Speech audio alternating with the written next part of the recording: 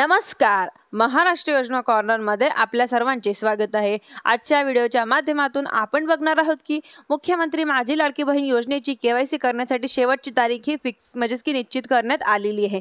व कोणती तारीख आहे आपण या संदर्भातील आजच्या व्हिडिओमध्ये संपूर्ण माहिती जाणून घेण्याचा पूर्णपणे प्रयत्न करणार आहोत. त्याआधी तुम्ही जर माझ्या चॅनलवरती पहिल्यांदा आला असाल चॅनलला लाईक, सबस्क्राइब आणि शेअर करायला विसरू नका. चला तर तुमचा जास्त वेळ न घेता आपल्या व्हिडिओला सुरुवात करूया. तर मुख्यमंत्री माझी लाडकी बहीण योजनेअंतर्गत केवायसी करण्यासाठी आता सप्टेंबर 2025 पासून सुरुवात करण्यात आली होती. आता एका जीआरच्या माध्यमातून पुढील 2 महिन्यांमध्ये लाभार्थ्यांची केवायसी पूर्ण करावी अशा प्रकारचे निर्देश देण्यात आलेले होते. परंतु बऱ्याच साऱ्या दिवस की राज्यांमध्ये अतिवृष्टी होती.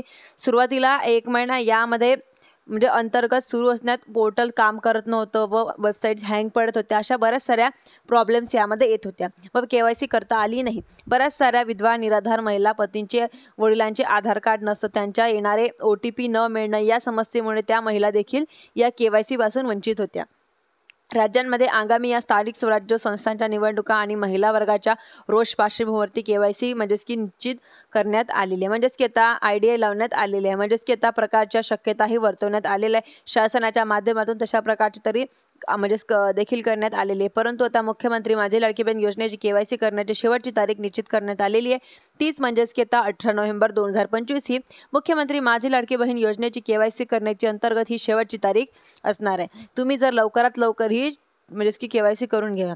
की आता 28 ऑक्टोबर 2025 रोजी या संदर्भातील एक महत्त्वपूर्ण बैठक पार पाडण्यात आलेली होती. या बैठकीमध्ये महिलांना देणाऱ्या समस्या, पोर्टलवरती आलेले तांत्रिक दोष किंवा इतर समस्या या संदर्भातील एक की मंत्रिमंडळामध्ये आढावा घेण्यात आलेला आहे.